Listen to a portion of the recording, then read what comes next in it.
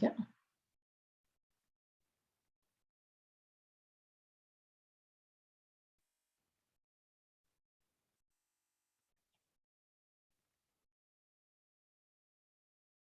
Now we've got folks signing in. Good morning, welcome. Thanks for joining us. We've got a minute or two before we begin. I'm gonna let everybody get signed in. The numbers here adding up.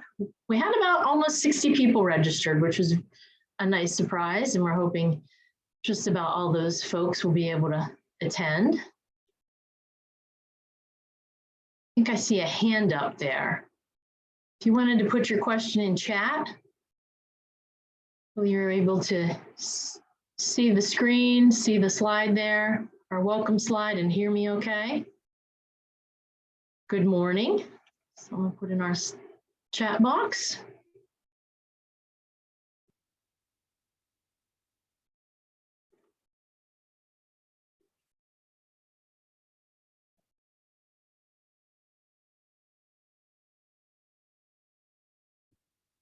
Yes, I saw we had someone joining us from WBEC East. Thank you for joining us this morning. We appreciate that. You may be able to answer questions if anything pops up regarding WBEC.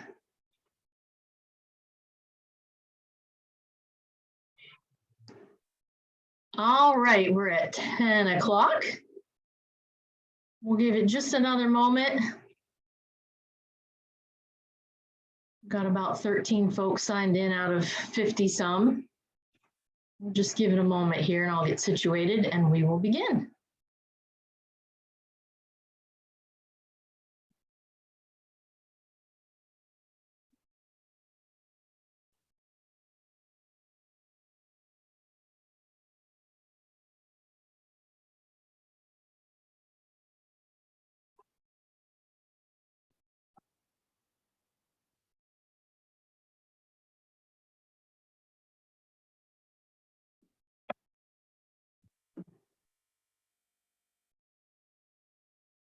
All right, we are going to begin our morning with our presentation on women-owned small business certifications for government contracting. Welcome, thanks for joining us. I want to first thank our co-sponsors this morning for bringing us together for this presentation in celebration of National Women's Small Business Month, and to all the women business owners joining us. We wish you a happy Women's Small Business Month. So today our co-sponsors with us are Pennwest Clarion Small Business Development Center, Cindy Nellis, and the North Central PA Regional Planning and Development Commission's PTAC, our neighboring PTAC here in PA. And I want to first hand it over to Cindy so she can give you information about the Pennwest SBDC. I'm going to stop my share, Cindy, and let you bring up your slides. Okay, thanks, Melissa. And thank you to both our PTAC partners in our region for partnering with, being able to allow us to partner with you for this great event. Just a few slides to just introduce you to the Small Business Development Center. We are a part of a national program called the American Small Business Development Center, part of a statewide program here in Pennsylvania. I'll show you a little bit of a map in a moment. But what do we do? Well, the Small Business Development Center, we are here to help businesses start, grow, and prosper. That's our tagline. And how do we do that? We provide one-on-one business consulting assistance at no cost and in a confidential manner. We're here to provide you, our business owners, with education, information, and tools to help you make better business decisions. We also offer training seminars, and so today is a collaborative example of training. We also offer a lot of different training events on topics that range from accounting and bookkeeping to marketing and human resources to safety and tax. So all over the board, and we encourage you to get onto our newsletter distribution list and become a client of the SBDC. We also use our funding to provide you information that comes from databases that are helpful for industry research, market research, and ultimately implementing marketing strategies with business lists and financial analysis information. And so again, becoming a client of the SBDC gives you the ability to access both the resources that we have available here locally, across the state, and across the nation. So our database research access is also on a national level. So this is our map. There's 15 centers in Pennsylvania. We are all hosted by institutions of higher education. That hosting enables us to have access to resources within the universities, as well as access to great students that help increase the capacity of our program to help more of you. So there's no wrong door in our network. If you connect with me, I will connect you with the SBDC that's in your neighborhood, because ultimately that's what we do, is we come to your neighborhood to provide our services. Here at Clarion, we are a WEDNET partner, and WEDNET stands for Workforce and Economic Development Network, and it's a program that provides funding for workforce training. If you are a company, an eligible company, and looking to provide training to help increase the skills of your employees, we may have funding for you. So get in contact with us. Know that in this program, your company needs to be eligible, the employee needs to be eligible, and the training needs to be eligible. It starts with an inquiry. We encourage you to send that inquiry in and help us help you with securing that funding. This is our contact information, and if again, to contact us, you can call us, email us, go to our website and request assistance any way that's most convenient for you. So Melissa, thank you, and I turn it back over to you. Thank you, Cindy, and we thank the Clarion SBDC. Excellent resource. We send a lot of companies in their direction.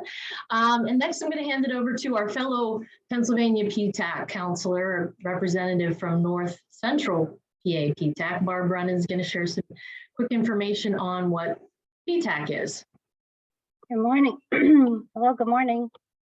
Give me 1 second. Set my slides up. So good morning. Thank you again. Thank you, Cindy. Thank you, Melissa, and Robin, and Aaron for allowing North Central to be a part of this. Good morning to everyone, and thank you for attending the webinar on the Women-Owned Small Business Certifications. I'd like to give you a brief overview of the PTACs and what they do. So we're a nationwide network of procurement professionals working to bridge a gap between the buyer and the supplier. There's 96 centers across the U.S., and we serve businesses of all kinds within our geographical area. We are funded by a cooperative agreement with the Department of Defense, but we're not restricted to just government contracting. Some of the services that we provide, we have free confidential one-on-one counseling. We assess vendors with federal, state, and local government contracting. We assist with registrations such as the federal SAM registration and the state registrations such as the PA Supplier Portal. We assist with the set-aside socioeconomic certifications, and one of them is the Women-Owned Small Business Certifications, which we're going to introduce you to today. We help with pursuing contracts and subcontract opportunities.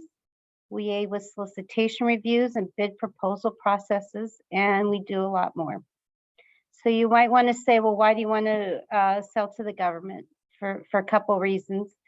The government's the largest purchaser in the world. They spend billions of dollars on millions of different items. It can be very profitable for your company, and the government can be a loyal customer. The next slide shows the North Central 6-county area. We are part of a partnership consisting of North Central, Southern Alleghenies Planning and Development Commission, and Northern Tier Planning and Development Commission. So the map shows the counties of representation along with our contact information. And this last slide shows the 8 counties of representation by the Northwest Commission along with their contact information. If you have any questions, please don't hesitate to reach out to us. We're able to assist you and get you to the correct PTAC that you need to be with. Thank you. Thank you, Barb. Thank you. Get back to our slides. There we go. Advance through to my slides. There we go. And I am Melissa Becker with the Northwest Commission PTAC. Much like the North Central Regional Planning and Development Commission, the Northwest Commission, we offer additional services. Not only PTAC, government contracting assistance, as Barbara discussed, programs like international marketing with our export program, business financing. You can find out more about what the Northwest Commission offers. There's our link. We're located in Oil City, Pennsylvania. My colleagues at the Northwest Commission PTAC are online with me today, Robin Young and Aaron Ritzig, and I welcome them to chime in, watch the chat box with me, answer questions. I appreciate them being here, and thank you to Cindy and Barb for representing PTAC and SBDC this morning.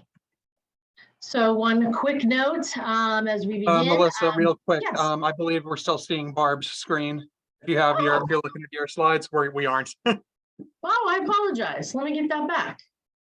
Okay. So stop share. Barb, you may need to hit stop share on your end. There we go. Let's try that again. Are you seeing my Zoom meeting settings slide now? Yes, we are. You're good to go. Okay. Thanks, Aaron. That's strange. But that's the information on Northwest Commission. And then as we begin, we have a chat box. You'll see there at the bottom of your screen when you hover over the webinar today. That's where we'll ask you to please input any questions as I'm going along. I'll pause occasionally to check that box, answer any questions as we go along. We'll have time at the end as well for Q&A. We'll try to get through this in about an hour this morning. And we will be providing the slide deck.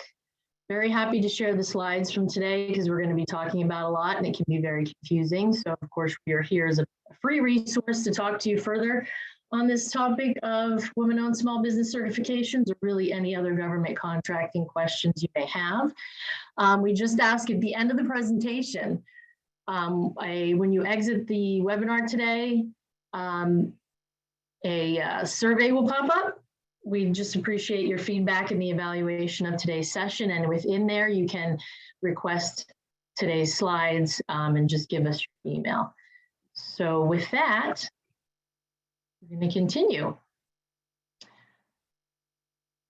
And today, what we're going to talk about, of course, women-owned small business certifications for government contracting. The things that I'm going to touch on specifically, we're going to look at federal level and state level, specifically PA programs, what those certifications look like, the regulations and eligibility requirements, where you get certified, how you do that, some additional notes, resources, considerations too. I like to add those as well. So, like I said, we're going to talk about federal level women-owned small business certifications for federal contracting and subcontracting, Department of Transportation, DOT certifications, and then Pennsylvania state certifications. On the federal level, it's women-owned small business. WOSB, you may hear the term, WOSB, which is probably, you'll hear me say those throughout the rest of the session. And then there's also under the federal level, economically disadvantaged women-owned small business. That's EDWOSB or EDWOSB. Department of Transportation has a program called the Disadvantaged Business Enterprise Program, DBE, and that covers women-owned and minority-owned business enterprises. And then in Pennsylvania, it's the SDB, Small Diverse Business Program, and that definition of diverse includes woman-owned. So in general, before I break those 3 sections down today, in general, of course, it's woman-owned small business certification, right? So you have to be small. You have to be a small business. And there's a different definition for that in the federal level and the state level. On the federal level, goes by NAICS codes, North American Industry Classification System codes, and we'll talk about those a little more. But basically every NAICS code, every federal solicitation that's put out is assigned a NAICS code, an industry code, and every industry code has a size standard connected with it. If you are under that size standard, which is either based on revenue or number of employees, you're automatically considered small in federal contracting. On the state level, Pennsylvania specifically, that definition of small is determined by the Department of General Services Bureau of Diversity, Inclusion, and Small Business Opportunities. And we will, when we get to the state section, we'll talk about that in more detail. So there you go. In general, you've got to be small, right? And then for the women-owned aspect, of course, 51% majority, at least 51% ownership by 1 or more women. And with that also comes control, majority ownership and majority control, meaning that the woman owner, or if there's more than one woman owner, that they manage the day-to-day operations, they hold the highest position, they're the decision maker of the company. So it's not just ownership, it's also the majority control. That's one important thing a lot of people are not always aware of, the control aspect, when we're talking about women-owned small business certifications.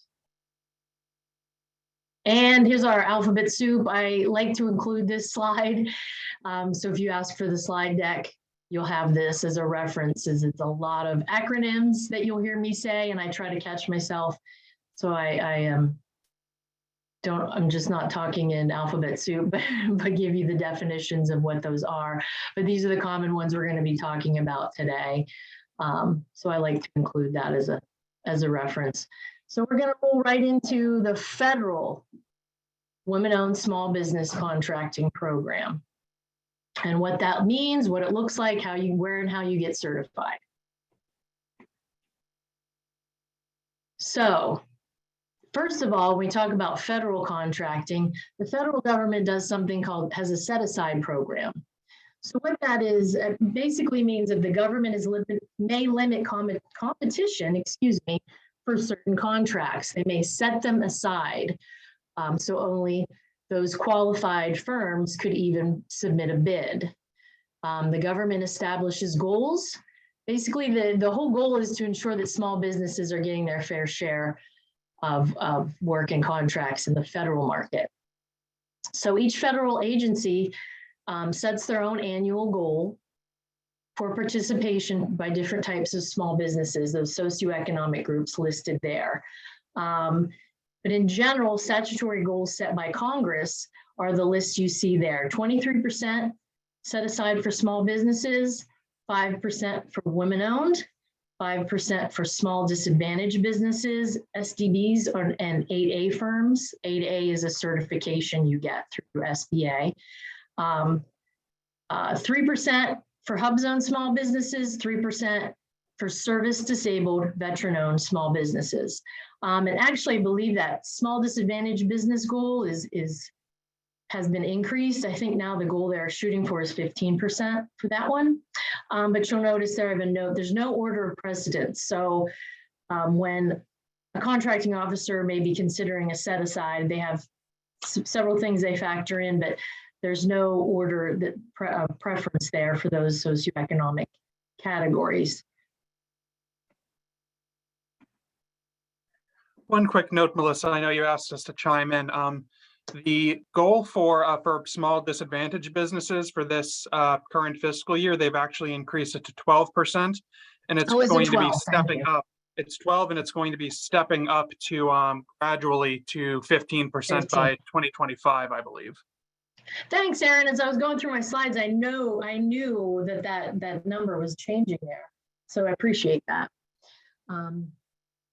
So that list there is considered what is called socioeconomic groups, and woman-owned, of course, being one of those set-asides that you will find in federal contracting.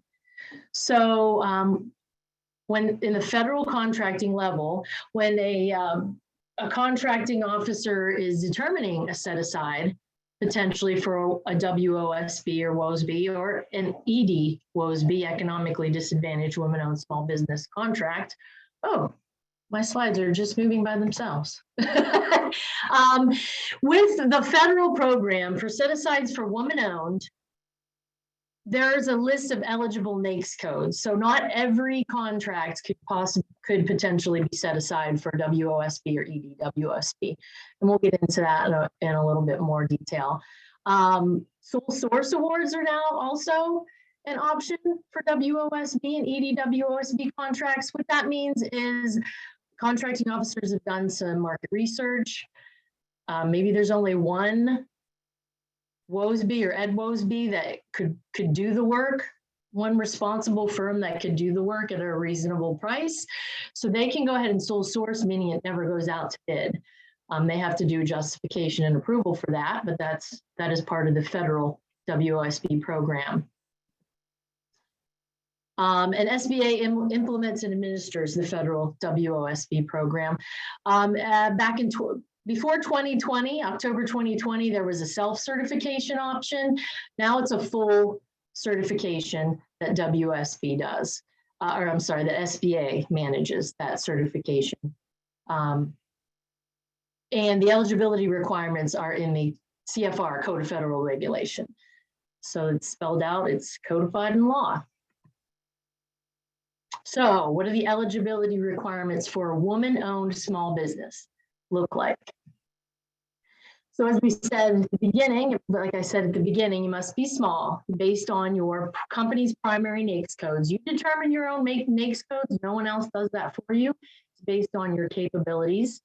And we, at the end, I have some resources and tools you can use finding NAICS codes. But SBA has their table of size standards available, and when you get the slide deck, that link will lead you to that, where you can see what the thresholds are for every NAICS code, and you can quickly see if you're small or not. So you got to be small, you have to be organized for profit, be at least 51% unconditionally and directly owned and controlled by one or more women who are U.S. citizens. And in general, that ownership cannot be through another business entity. We talk about control, that's includes things like long-term decision-making, short-term day-to-day management.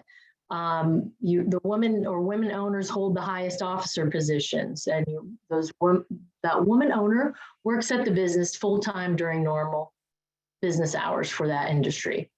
Also have to have a place of business in the U.S. and operate primarily in the U.S. or make a significant contribution by paying taxes and whatnot there. So we're talking about woman-owned small business, and I mentioned economically disadvantaged, ED-WOSB. ED-WOSB is basically a subset of woman-owned small business. So an ED-WOSB is a woman-owned small business whose owner claims economic disadvantage, and we'll get into that in the next slide and what that means. But that image there kind of explains it. So if you're an Ed WOSB, you qualify also as a WOSB, but not every WOSB will qualify as an ED WOSB. So we just kind of add that slide there to kind of clarify that. So eligibility requirements for economically disadvantaged woman-owned small business.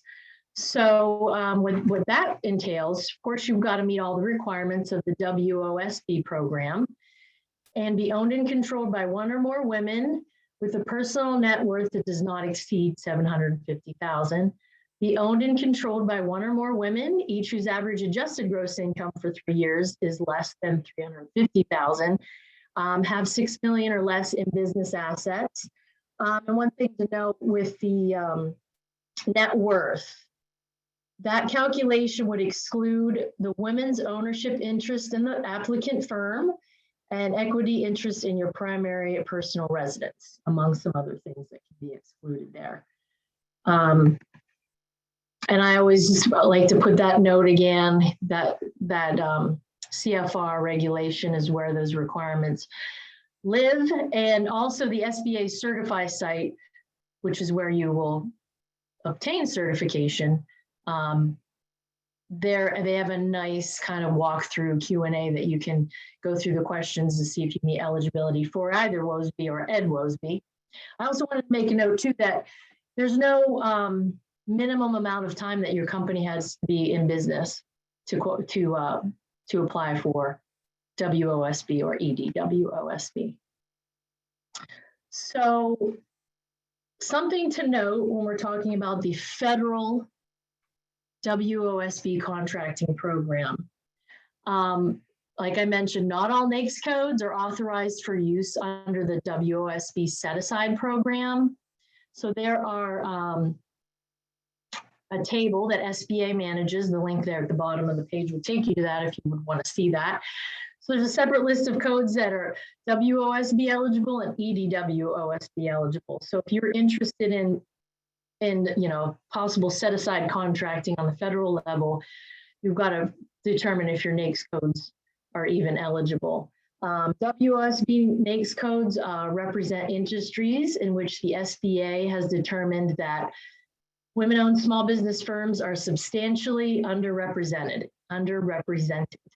I believe there's over 350, 360 or so NAICS codes in that category, and the economically disadvantaged women-owned small business NAICS codes are industries which SBA has determined that women-owned firms are underrepresented rather than substantially underrepresented.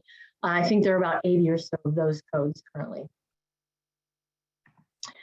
So a couple more unique aspects.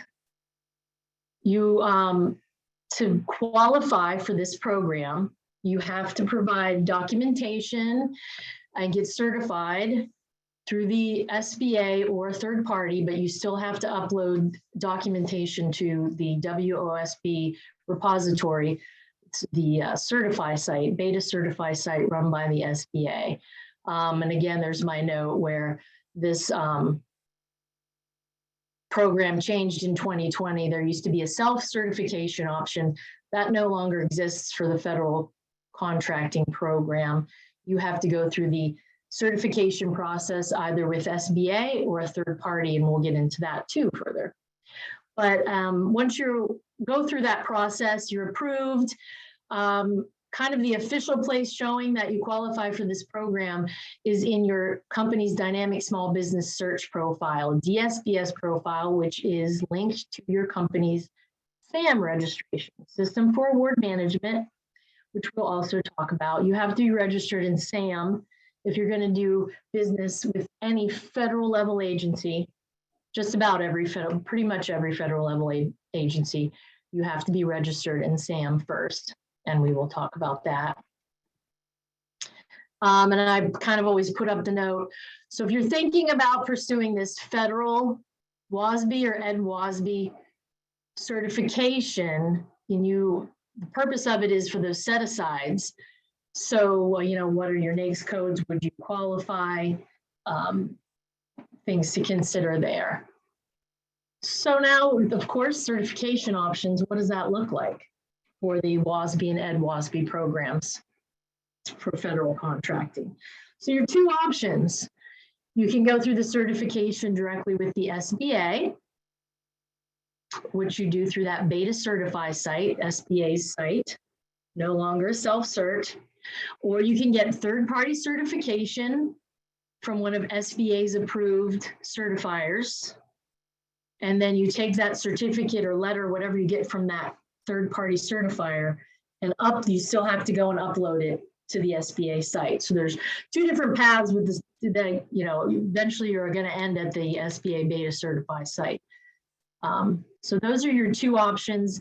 The SBA certification is fully free. Of course, it's going to, probably just cost you some time to get your paperwork together and whatnot and go through the process. Third-party certification,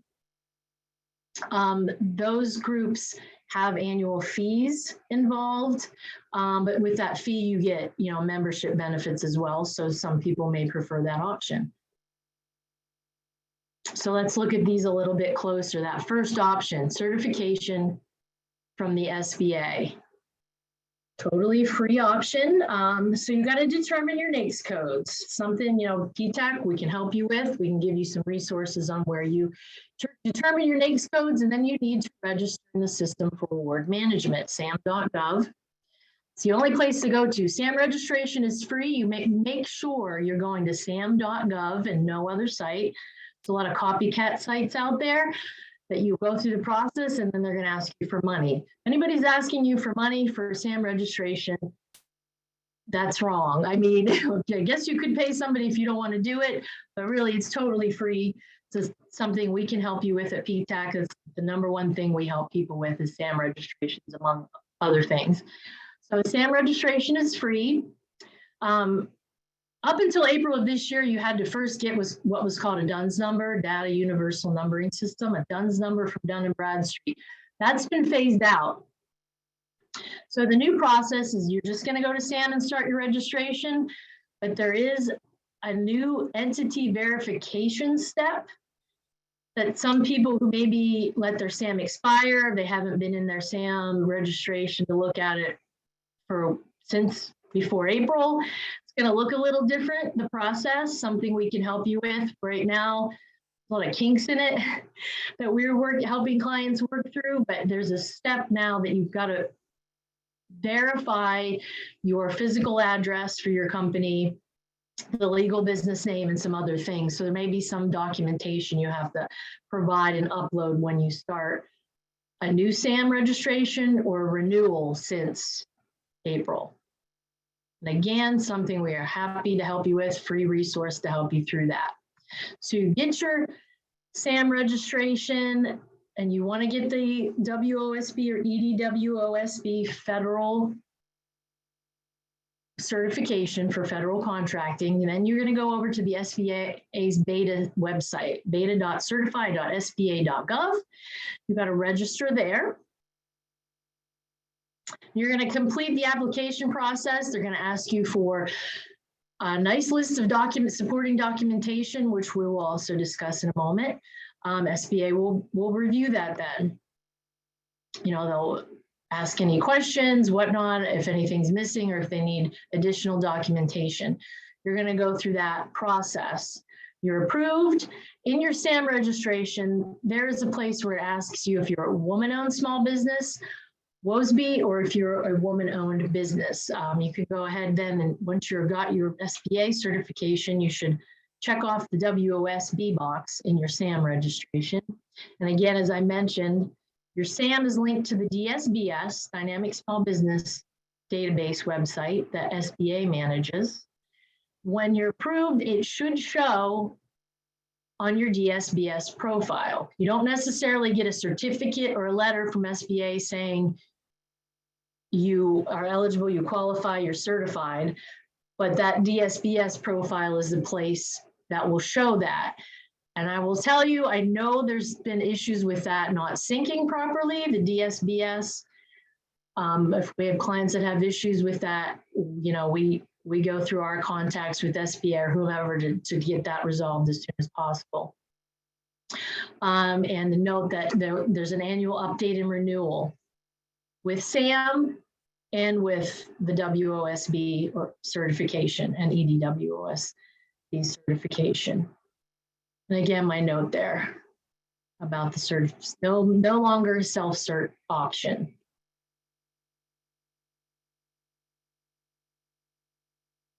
So that's going directly to the SBA, to their beta certify site, doing the certification that way. Another option that you have is that you can get certification from a third party, TPC, a third party certifier that is approved by SBA. SBA is a short list of certifications from third parties that they will accept for this program.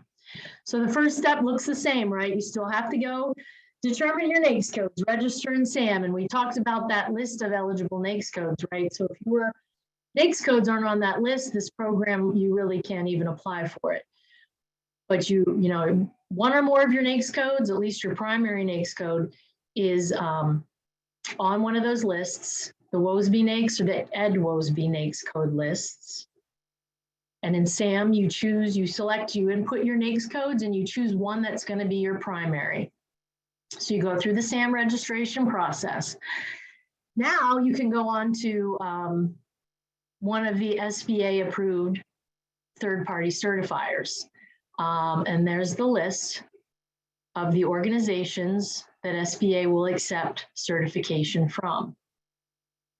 El Paso Hispanic Chamber of Commerce, National Women's Business Owners Corporation, U.S. Women's Chamber of Commerce, Women's Business Enterprise National Council.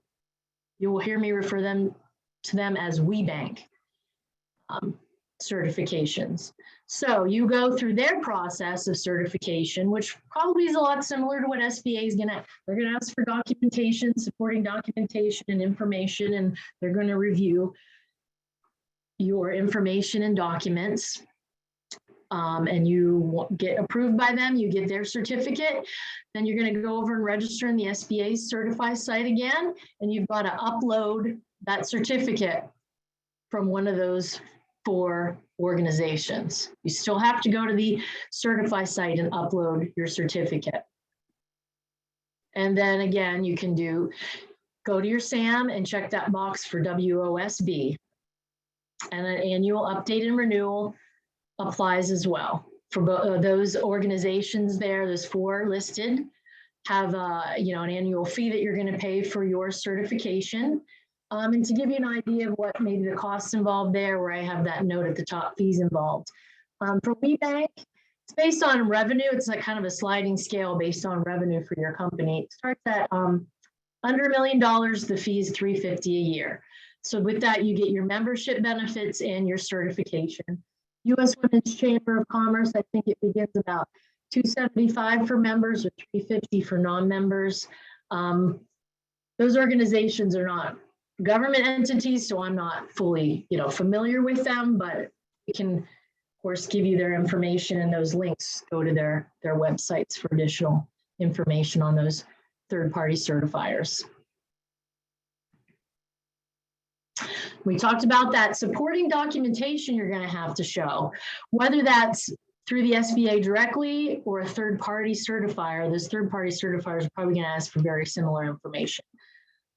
So that's what that list is looking like for WOSB: proof of citizenship, resumes, based on your company's structure, corporation, LLC, partnerships, or sole proprietor, what kind of documentation there.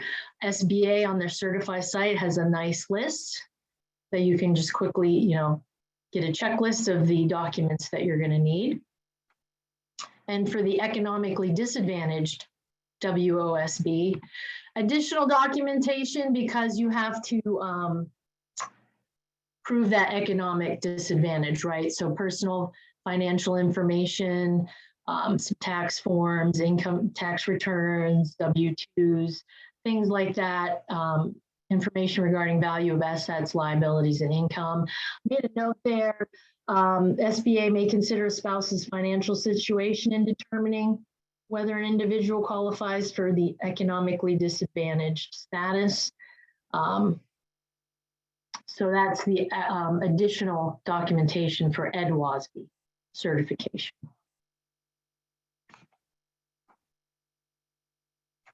And before we wrap up this section on federal women-owned small business certifications, a couple notes.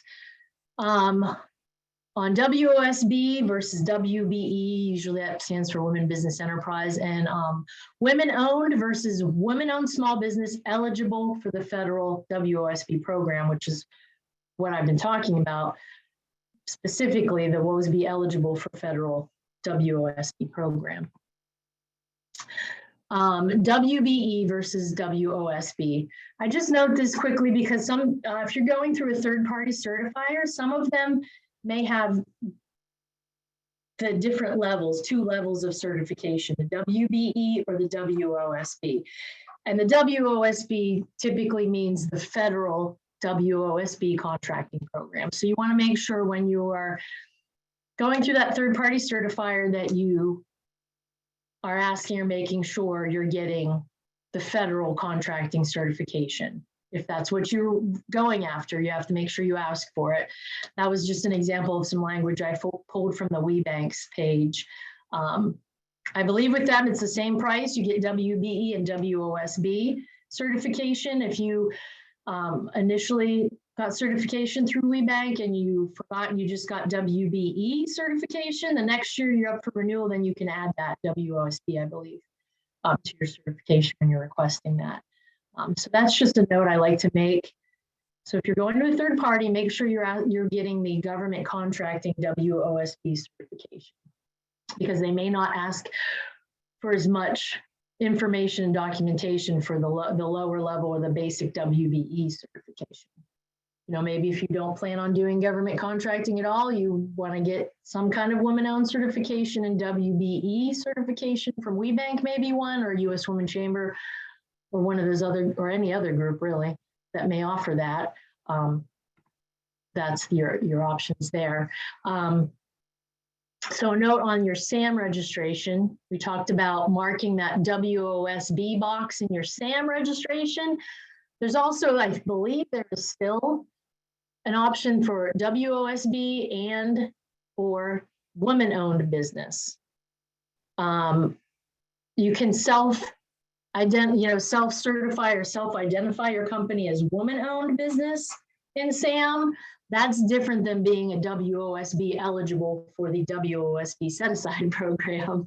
I know that can be confusing, but again, we're here to help and answer questions and help you get a handle on that. So from a contracting officer's perspective, they've got a WOSB set aside, they're going to be awarding that.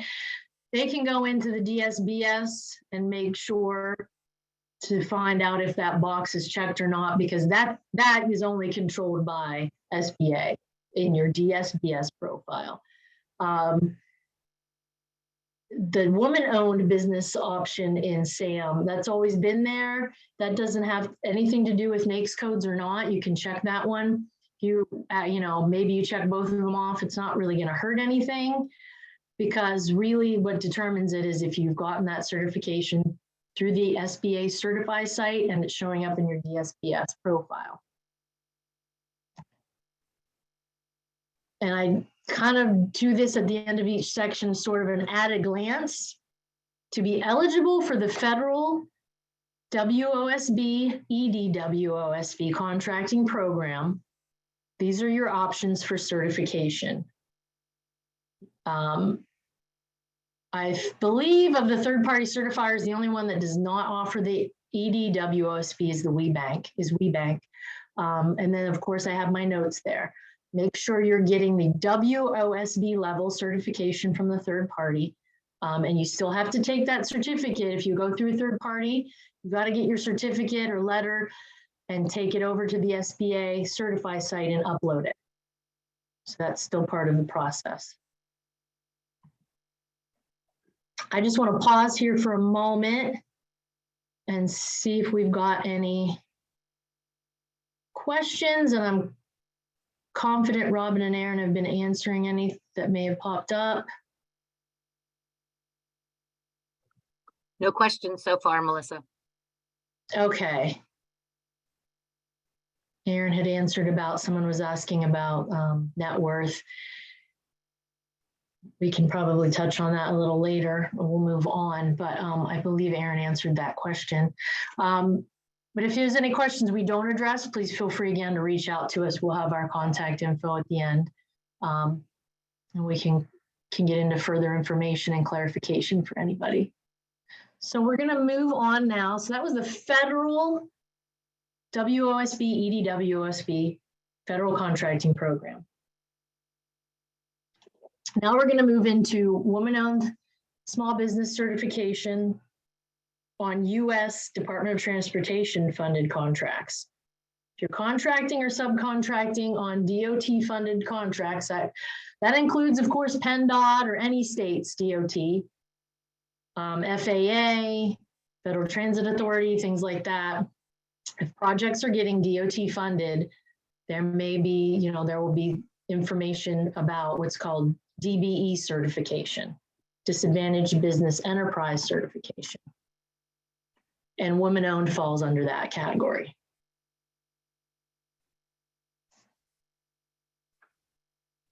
So U.S. Department of Transportation's Disadvantaged Business Enterprise Program, DBE, you can get DBE certified. This is a program for minority and women businesses to get certified as DBEs. Department of Transportation DBE regulations require recipients of DOT federal financial assistance, namely that state and local transportation agencies, to establish goals for the participation of disadvantaged enterprises and to certify eligible DBEs to participate in their contracts. So they require that all U.S. DOT recipients, of federal assistance participate in the statewide unified certification program. These regulations are outlined in Code of Federal Regulations, Title 49, Part 26, and there will be a link there if you're really interested in reading through that. So what does that mean? That means if you want to participate in this program, get certified as a DBE, the certification program is called UCP, Unified Certification Program. UCP, it's basically a one-stop certification program. It's a free certification. There's a database online where you can go and look and search to see what companies are UCP certified. First-time applicants. So you get registered in the state where your company is located first. So we're going to be talking about Pennsylvania's UCP, PAUCP. But if you are interested in doing DOT projects or contracts in Ohio, you would first get certified by the PAUCP. Then you could go over to Ohio UCP and fill out their paperwork and get certified there. But you first have to get certified in your home state. So we'll be focusing on PAUCP today. So what it looks like to get Pennsylvania certified for DOT funded contracts. So what are the requirements of DBE? Similar to the WOSB, right? At least 51% ownership and control. Now this program, we talk about DBE, disadvantaged business enterprise. That disadvantage is social and economic disadvantaged, the definitions that this program goes by in determining DBE status. Now, social disadvantaged is for this program, for UCP, there are some presumed groups that fall under social disadvantaged groups. African Americans, Hispanic, Native Americans, among others, and women fall under this category as well. Other individuals or groups can qualify for the socially and economically disadvantaged status. There's kind of a case-by-case basis. You know, if you can prove your case, you could potentially be approved for DBE. But for our purposes today, we're talking about women-owned small businesses falling under the DBE category. The economic disadvantaged personal net worth cannot exceed 1.32 million. And the disadvantaged owners make the long-term, short-term decisions, right? This is that control, the majority control, working at the business full-time during normal business hours for your industry. So it's the majority ownership by one or more socially and economically disadvantaged individuals, and that disadvantaged owner also is making those short, long-term decisions, running the show, okay? And in addition, more eligibility requirements. You have to be a for-profit business. Those owners have to be U.S. citizens or permanent residents. And again, before, like we said before, you got to be small, right? It's It's a small business program at its heart, so you got to be small for your NAICS codes. The firm does not exceed that 23.98 million in gross annual receipts. And what you count and cannot count in there, is something we can get into separately, but that's in general. You can see that the link there will take you to their definitions and thresholds for at DBE status.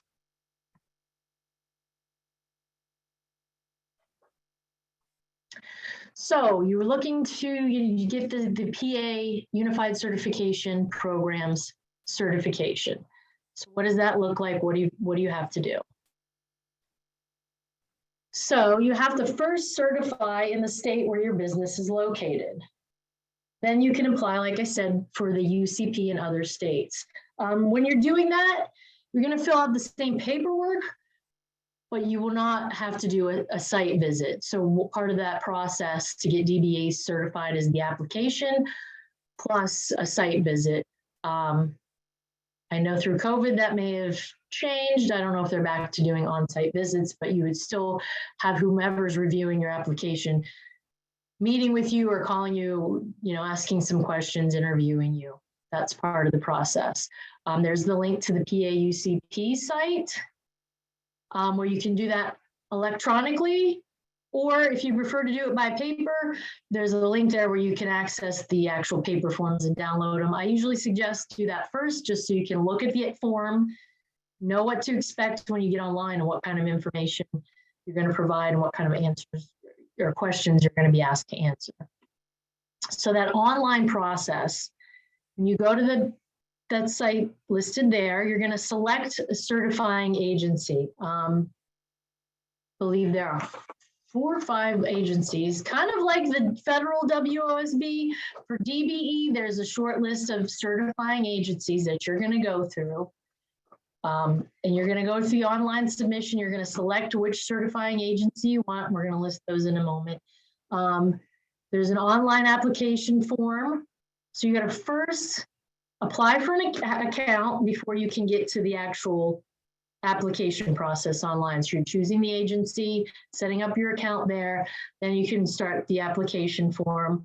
There's a supporting documentation list, things like resumes, your personal net worth statement is going to be one of those, tax returns, licenses if those are required where you are, a lot of paperwork there. It's quite a bit of paperwork that they're going to ask for.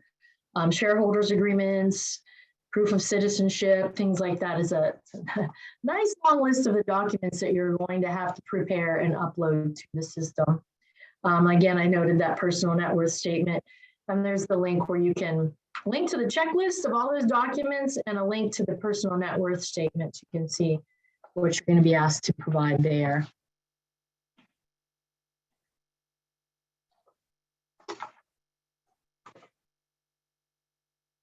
So then you've done all of that, then there's a review of your supporting documentation. And as I noted, the site visit by one of the certifying agencies. So there's the list of the 5 certifying agencies. When you go online, they're going to be listed and you choose the one you want to go through. Honestly, they're all equal. Doesn't matter which one you choose, you're going to be reviewed the same way. Sometimes, with the site visit, we would typically suggest, we're in Western PA, so maybe choose an agency that's in Western PA. So that's Allegheny County Department of Minority, Women, and Disadvantaged Business Enterprise, or the Port Authority of Allegheny County, Diverse and Disadvantaged Business Enterprise. But really, you can choose any one of those.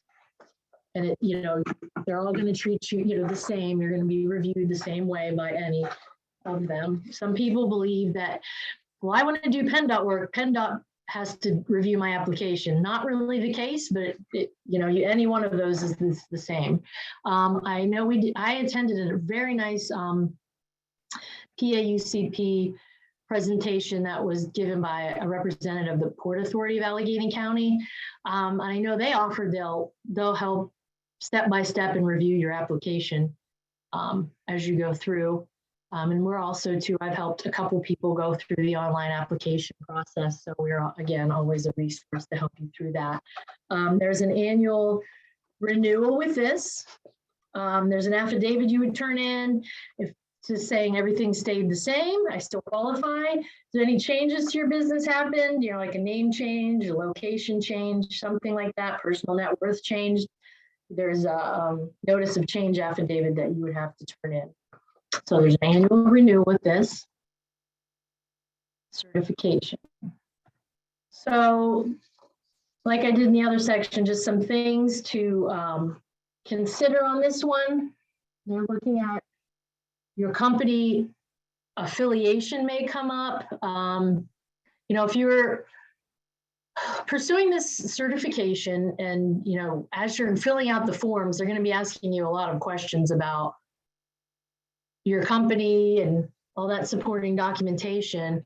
You know, a question may pop up if a majority of your contracts are coming from one company, they may look at that as an affiliation, which would make you, you know, not eligible for this. You would not qualify for the certification. They may also look at spouse or other immediate family members and their ownership in the business. Or do you share employees, equipment, office space with another company? So things like that may come up. That's why they are asking you for a lot of detailed information and documentation when you're going through that application form. And again, no minimum amount of time in business to apply for this. We typically suggest 2 years in business is a good idea. But I mean, it's not mandatory. And here's at a glance when we're talking about DBE, Disadvantaged Business Enterprise, which includes women business enterprises, for Department of Transportation contracting and subcontracting. The only certification there that's accepted is the UCP. And again, you're going to apply for the UCP in your state first before you would go out and apply for any other state's UCP programs. And here I'll pause again before we get into the last section.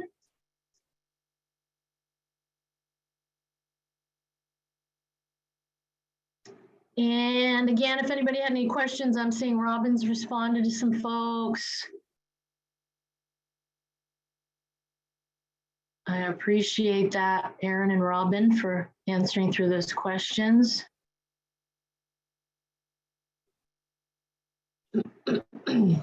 Robin or Aaron, did you see any that you would want to share with everyone now? That may be worth mentioning to the entire group? Somebody just had a question about the personal net worth and spousal consideration. So I found an article from the Cornell Law. I provided a link in there if you want to. It's a little bit complicated, so you want to go and look at that article to get some more details. Yeah. Okay, yeah, we could get into the weeds with that and way off track for the time we're limited to, but it's a good question. And there are things that you can exclude and whatnot, but you know, we can definitely, like I said, contact one of us after the presentation and we will be happy to kind of point you in the right direction. We talked about PTACs. If you're not in the region that Barb mentioned or that I mentioned that our PTACs cover, let us know, reach out to us, let us know. We can get you in touch with the PTAC that serves you. There are about 8 or 9 PTACs in Pennsylvania. There are PTACs across the US. We all have assigned regions. Pennsylvania has quite a few PTACs. So every county, there's a PTAC that serves you. So, you know, if you're outside the regions that Barb and I mentioned at the top of the presentation, never fear. We can get you pointed to the PTAC that can work with you. Okay, so the last section we're going to go through before we wrap it up and maybe have some more Q&A too if we have time, is women-owned small business certifications when we're talking about Pennsylvania state level contracting. Keep in mind, other states may have very similar programs. Of course, their requirements and things will be unique to them. But if you were interested in Ohio state level contracting, work with your PTAC. We can find out what that would look like for you to qualify and apply for that. But today I'm going to focus on Pennsylvania. Pennsylvania's women business certifications.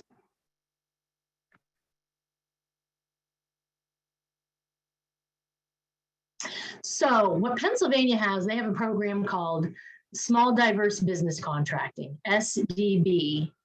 The PA Department of General Services Bureau of Diversity, Inclusion, and Small Business Opportunities, we actually call them BDSBO, is responsible for this program. Basically, it's assisting small and diverse businesses in competing for Commonwealth contracts, right? Like the federal program was and the DBE program for PennDOT. Pennsylvania has a similar program for Pennsylvania state level contracting, SDB. What is a diverse business? For Pennsylvania, there's the list. Diverse businesses mean minority owned, women owned, service disabled men owned, owned by an individual with a disability, owned by a member of the LGBT community, and veteran owned. There's also a separate, they just separated out recently, VBE, Veteran Business Enterprise too. But for purposes of our discussion and women owned, you would fall under the small diverse, potentially you can fall under the small diverse business program in Pennsylvania. So with this program, you do have to get third-party certification. It's really currently not a free option right now for this, because you have to go to a third-party certifier that will probably have, you know, an annual fee, a certification fee. So you have to get a certificate from a third party showing and proving your woman ownership that you're certified. That list is shorter list, 3 organizations that PA BDSBO currently accepts for proof of women-owned small business. That PAUCP, the Unified Certification Program we just talked about. Actually, I lied, PAUCP is free. Excuse me. PAUCP is a free option here. So you can get the PAUCP certification. So maybe you're not necessarily going to do DOT, but you want to do other Pennsylvania state contracting or subcontracting, and you want to get that women business certification for the state level, you can go through the PAUCP process. That's the free option here. SBA's 8A program is also a free option. That's a business development program. It's a full certification process that you would go through with SBA. And that is something, you know, again, if you're interested in finding more about what 8A is, we can work with you on the side and give you more information on that. The paid option here, the fee option involved is Women's Business Enterprise National Council, WBEC. That you can get that certification from WBEC, bring that over to PA's database and upload it, and you can be recognized as an SDB. So contracts for this with Pennsylvania, they may be like the federal government. They may set aside contracts for that will say only registered small diverse businesses can bid on this. Or in some cases, large construction contracts, bigger contracts may have SDB or veteran business. They may have goals, percentage goals on them. So that is the potential advantage there to having that SDB verification. So again, PAUCP, they accept free. WBEC has their annual fee and certification fee. SBA's 8A program is also free, but it's a involved application process. And I ask every year, I've been asking, I reach out to BDSBO and I ask, will you start accepting the federal government's WOSB certification that's done through SBA for the Pennsylvania Small Diverse Business Certification? They're looking at it. I always get the response that they're looking at it and considering it. So I'm hoping that there will be a 4th option here one day, 3 of those being free, and then the WBEC option. And again, WBEC could be worthwhile to joining to doing that. I have clients that have chosen that option because they like the other member benefits they get from WBEC as well. So it's really always your choice. We're just always going to present you with which options are free and which may involve a fee. So again, this is a small business program at heart. So to be considered small for Pennsylvania state contracting. A little bit different than what the federal government goes by NAICS. Pennsylvania, you have to be a for-profit US-based business, independently owned, not dominant in your field, no more than 100 full-time employees, and you cannot exceed a 3-year average gross revenue of 38.5 million, regardless of your industry or business type. So that's the difference between the state and the Pennsylvania state and the federal level. And there's a process you're going to go through to first self-certify as small for the state. And this is what that looks like. First, so we talked about sam.gov for federal contracting. For state level contracting for Pennsylvania specifically, Pennsylvania has what's called the PA Supplier Portal. You have to register in the PA Supplier Portal. This is also free. It's a pretty quick, short registration, not nearly as involved as SAM, but again, something we can help you navigate through if you would like help with it. You register in the PA Supplier Portal to do business with any PA state level agency. So you first have to do that. Regardless if you're woman owned or not, SDB or not, you first have to register in the PA Supplier Portal. Then once you do that, there's a separate website called PRISM, P-R-I-S-M, where you're going to go online and first self-certify as a small business. Then you continue through the steps and you're going to verify your SDB status, in our case, woman-owned status, by uploading your certificate from one of those 3 organizations that I named before. So when you go to that link there, that bedisbo.prismcompliance.com is where you would start that process. It's a little deceiving that there's a login that's sort of featured in the center of the page. You kind of ignore that. First, you're going to go to off to the right, there's a register as a small and/or small diverse business link. You're going to choose that on the menu from the home page and then start your application. Now in Pennsylvania, we talked about federal government using NAICS codes for industry codes. Pennsylvania uses a different code system, industry coding system called UNSPSC, United Nations Standard Product Service Codes.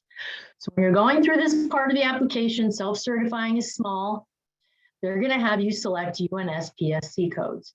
Again, you determine your codes. No one tells you what they are. It's based on your company's capabilities, your products and services. You choose your codes.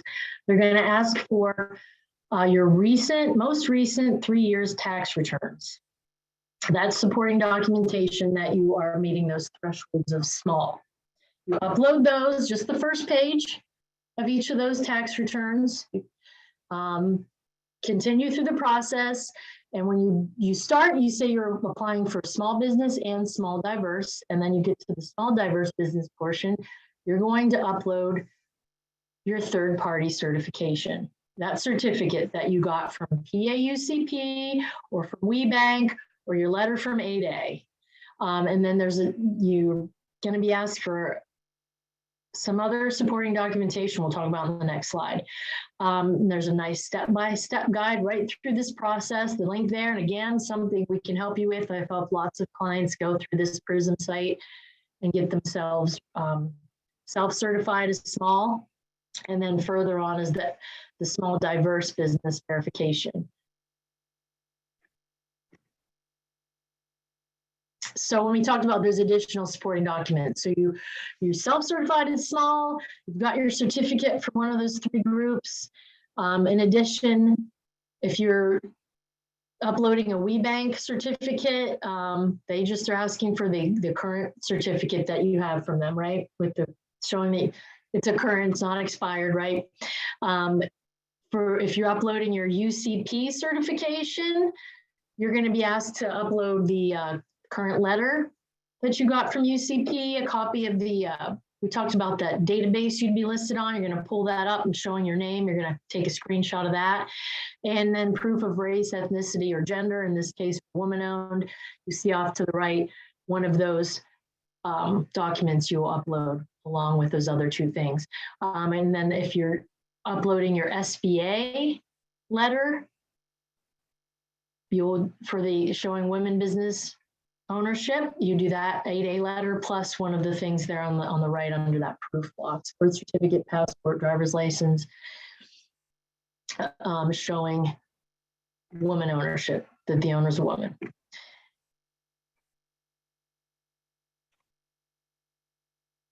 So you've done that, you did the PRISM site, you self-certified as an SB, a small business, and then did your verification showing you're certified by one of those organizations as small, as woman-owned. You qualify for small diverse business status. You're going to be listed in PA Department of General Services database.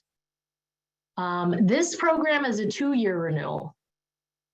Department of General Services, you know, everyone's got so many things going on. We'll give this a 2-year renewal, so you don't have to be thinking about it every year, which is kind of nice.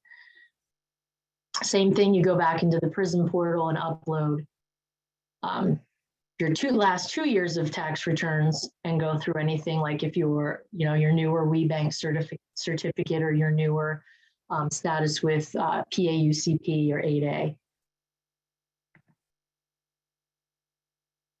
So here's the at a glance. To be eligible as a woman-owned small diverse business for Pennsylvania state level contracting and subcontracting, the Women Business Enterprise National Council certification. And a note here with WBENC, when I talked earlier about WBENC offering a WBE certification and a federal WOSB certification, Pennsylvania will accept the WBE or the WOSB certification from WBENC. And then you can get your unified certification or your UCP, PAUCP program, or if you're from another state, Pennsylvania will accept UCP from other states if your home state is not PA and you still want to do business in Pennsylvania with PA state agencies, or your 8A letter. And again, I noted this question marks. I've asked BDSBO a couple times in the last couple of years if they're considering accepting SBA's WOSB certification, that free certification through that certify site. They're considering it. I'm hoping soon they will say that, add that. So then you'll have 4 options for Pennsylvania small diverse business for woman, specifically for woman-owned status. Okay, final thoughts. I understand, yes, it's a lot of information. It can be very confusing. Some things overlap in each 3 of those categories we talked about, and some do not. Free options or paid options, or, you know, whatever your preference is there. If you want to go through a membership organization and get those other benefits, you just want to go straight through those government organizations. You know, thinking about, people contact us all the time, you know, next to SAM registrations, we help a lot with people understanding woman-owned small business certification, because they think it's a quick answer. You're going to call me and I'm just going to say, you go here and do this and you'll get certified. It's a long, as you see, we just spent over an hour talking about it, right? It's a longer conversation. We'll ask you, why do you think you need that woman-owned certification, or why do you want it? You're going to go after federal contracts, state contracts, more DOT stuff, or maybe you're not ever going to even do government contracting. And you're strictly going to have commercial clients, and you still want to get some kind of woman-owned certification that you can show to the public. So that's a question, something to think about. For the federal program, what are my NAICS codes? Am I even eligible? Are my NAICS codes on one of those lists for WOSB or EdWOSB? Do you have a customer asking for it? If you're a subcontractor, is a prime asking you if you have a woman-owned, or what types of certifications or what kinds of socioeconomic certifications do you have? They're asking you that, and they don't clearly state which certifications they accept or they prefer. Go back and ask them. And, that can determine which path you're going to take.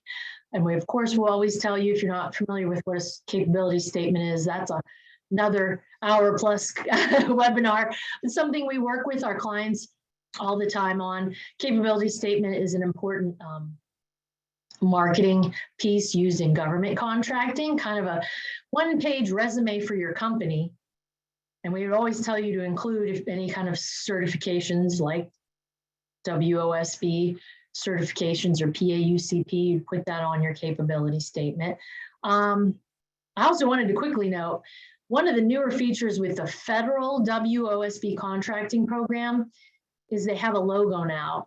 They did not have that in previous years. I believe once you go through the certified process with the SBA certify site and you're approved, you're certified, you will have access to a logo that you can put on your things like your capability statement. Now, there are limitations on how and where you can use that logo. You can't stamp it on a product itself, but you can, put it on your website, put it on your capability statement, things like that.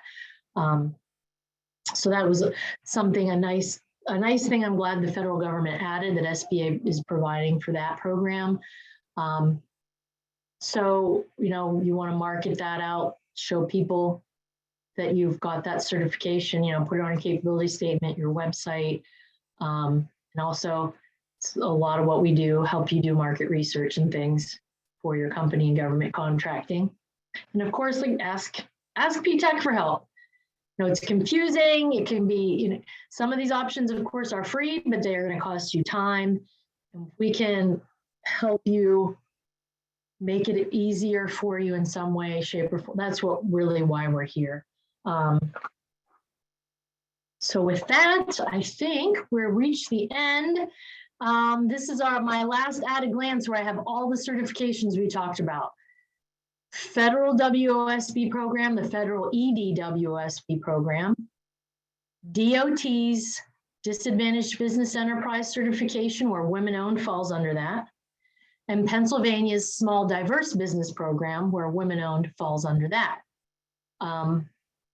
Which certifications from where are accepted, the notes about, of course, for federal, make sure if you're going to a third party, get their federal WOSB level certification.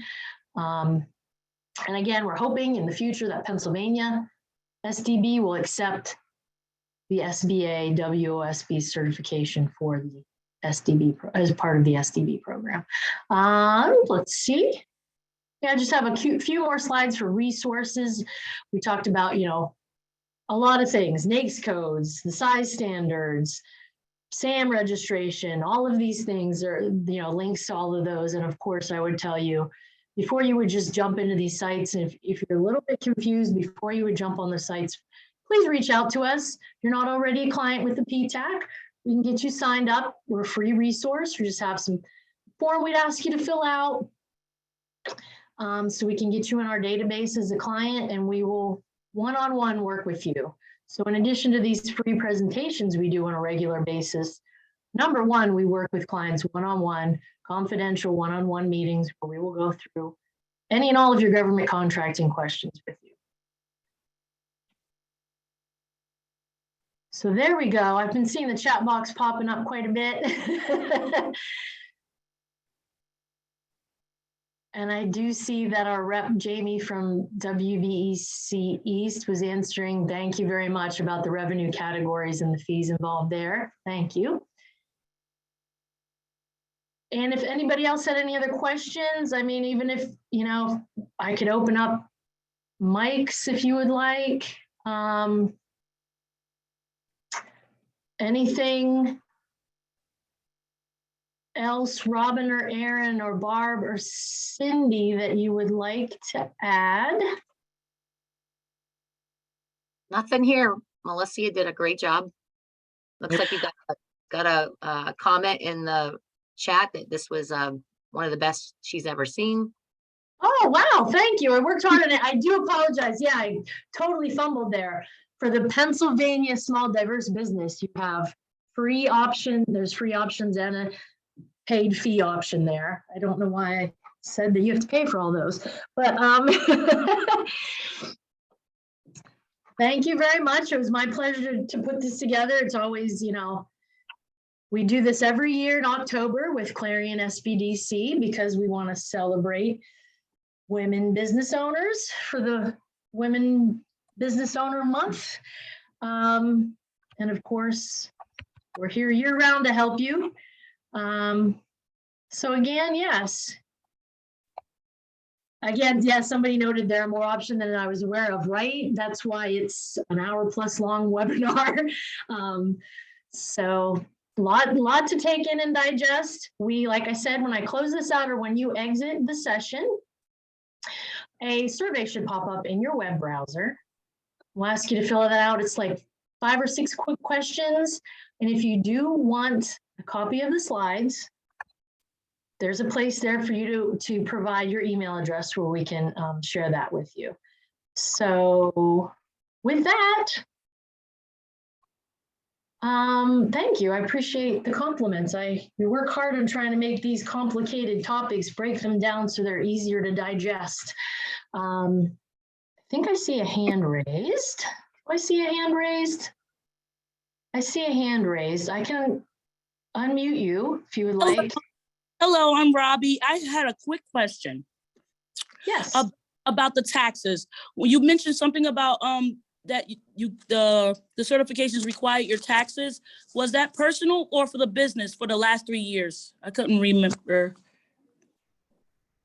Oh, that's a good question. I do believe for the PAUCP, I think it might be both for PAUCP. Okay. Because I was like, for someone that was just starting out and they just opened up their business, they probably didn't have that much taxes, like, for the last 3 years. So. Yes, everything. Yeah. And all of these programs really you're reviewed on a case-by-case basis. So if something's not applicable, I know that the PAUCP application, it is quite an application, and there may be lots of sections that are not applicable. In that case, we would tell you, provide NA and maybe a statement as to if it's not obvious why something's not applicable, provide a statement so that reviewer, you don't want to have them having lots of questions, right, on your application. So as much info as you can provide in the space they allow. Okay. Yeah. Okay, great. Thank you. Yes, you're welcome. Thanks for joining us today. All right. And anybody else?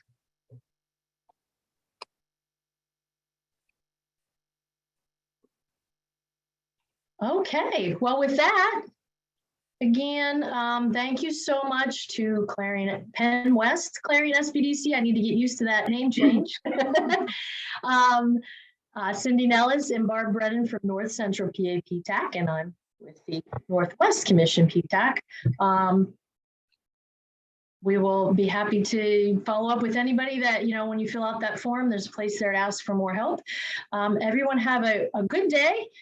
Good week, stay warm. It's so sadly dreary out today where we are. But everyone take care and happy National Women's Small Business Month. Thanks, Melissa. Thanks, Melissa. you.